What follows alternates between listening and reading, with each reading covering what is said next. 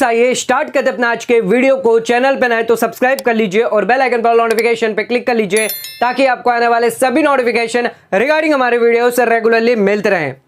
तो सीबीडीटी ने यहां पर 19 सितंबर 2022 को एक नोटिफिकेशन जारी किया है, जिस नोटिफिकेशन के अंदर ITR A एक नया इनकम टैक्स रिटर्न फॉर्म यहां पर नोटिफाई कर दिया है, जिसके साथ यहां पर रूल 12AD जो यहां पर अमेंडमेंट किया गया है income tax 31st amendment rules 2022 में, जो 1 नवंबर 2022 से ही एप्लीकेबल होने वाला है। तो यहां पर अगर आप बिजनेस रीऑर्गेनाइजेशन करते हैं अंडर सेक्शन 170A के अंदर, तो यहां पर अब आपको ITR A फाइल करनी होगी, जो होगी मॉडिफाइड रिटर्न। तो इस नोटिफिकेशन के अंदर क्या है ITR A के बारे में, क्या होगा आपका फॉर्म, उसके बारे में डिस्कस करेंगे। उसी के साथ साथ इस नोटिफिकेशन के अंदर यहां पर कौन से पॉइंट दिए गए हैं रिगार्डिंग जो अमेंडमेंट किए गए हैं, एंड ITR 6 के अंदर क्या क्या चेंजेस किया गया है, इस वीडियो के अंदर हम आपको कंप्लीट डिटेल देने वाले हैं।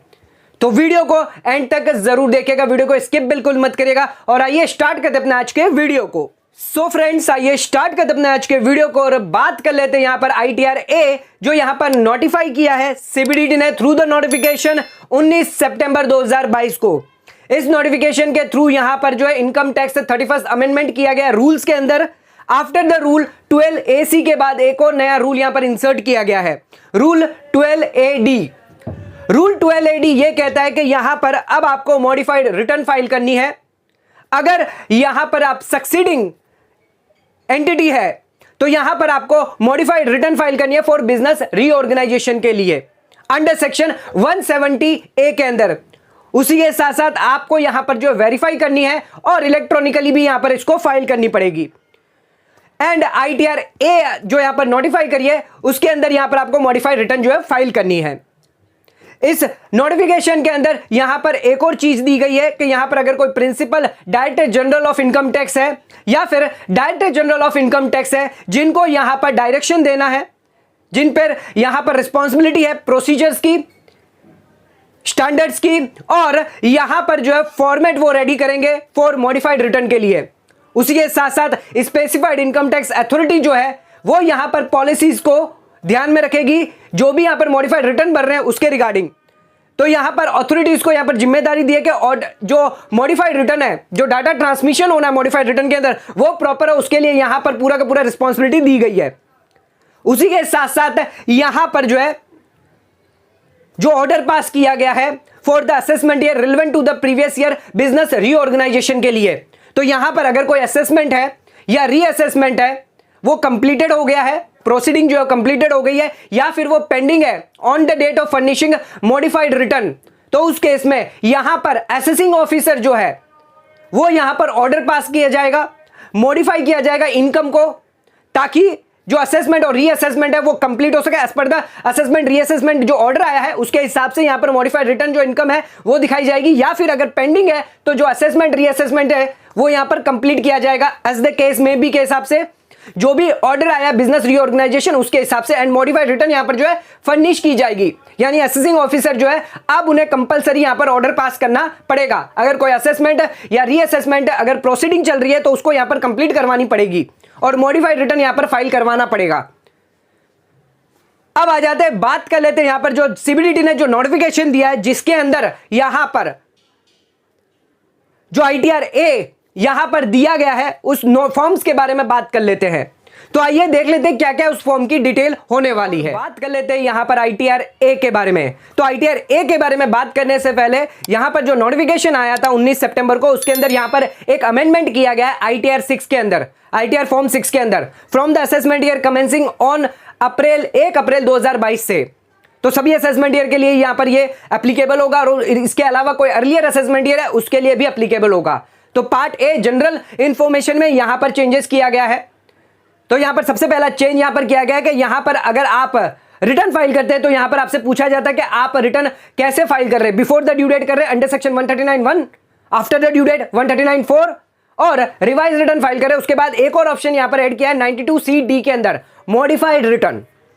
उसके अलावा सेकेंड ऑप्शन यहां पर दिया गया कि after the condonation of delay, अगर आप कंडोनेशन ऑफ डिले की रिटर्न फाइल करते हैं 119(2)B के अंदर, तो यहां पर एक और ऑप्शन आपको दिया है 170A के अंदर, जहां पर आपको देना है कि ऑर्डर यहां पर किसने पास किया, ट्रिब्यूनल ने पास किया है या कोर्ट ने पास किया है।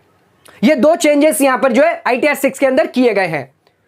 अब आ जाते हैं, बात कर लेते हैं हम अपने ITR A के बारे में, जो यहां पर मॉडिफाइड रिटर्न आपको फाइल करना है। अगर आप अरेंजमेंट करते हैं, बिजनेस रीऑर्गेनाइजेशन करते हैं 170A के अंदर, तो यहां पर आपको ITR A फाइल करना रहेगा, जहां पर डिटेल आपकी होने वाली है। सबसे पहली डिटेल आपको बता देते हैं, यहां पर सक्सेसर एंटिटी जो है उसकी डिटेल आपको देनी है, फाइलिंग डिटेल देनी है, उसका पैन कार्ड देना आपको।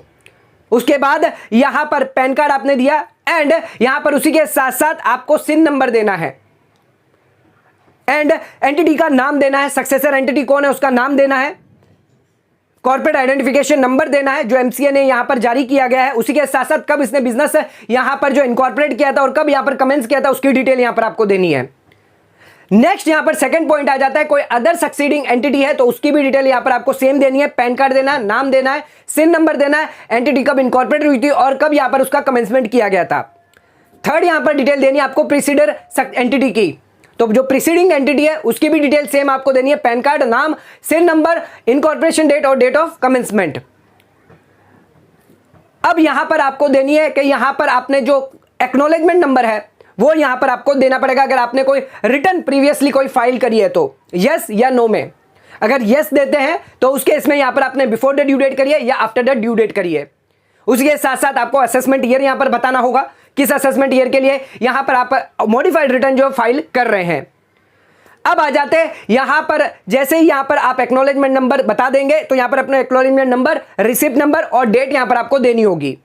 अब बात कर लेते हैं ऑर्डर की, जो बिजनेस ऑर्गेनाइजेशन का जो ऑर्डर है उसके रिगार्डिंग आपको डिटेल देनी है, कौन सी यहां पर अथॉरिटी ने ऑर्डर पास किया है बिजनेस ऑर्गेनाइजेशन के लिए, ट्रिब्यूनल ने किया है, हाई कोर्ट ने किया है या फिर एजुडिकेटिंग अथॉरिटी ने किया है। उसी के साथ साथ ऑर्डर का नंबर और ऑर्डर की डेट आपको देनी होगी।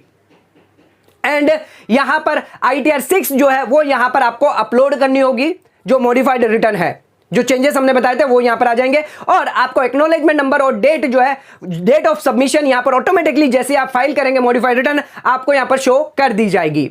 तो ये सभी डिटेल यहां पर जो है मॉडिफाइड रिटर्न के अंदर दी गई है ITR A के अंदर, जो आपको देनी होगी।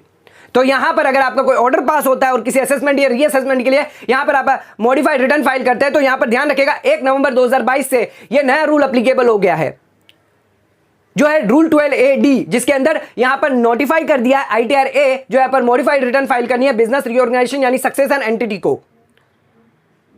तो आज का वीडियो यहीं खत्म करते हैं। वीडियो पसंद आए चैनल को लाइक और सब्सक्राइब जरूर करेगा, ज्यादा से ज्यादा शेयर जरूर करेगा। धन्यवाद।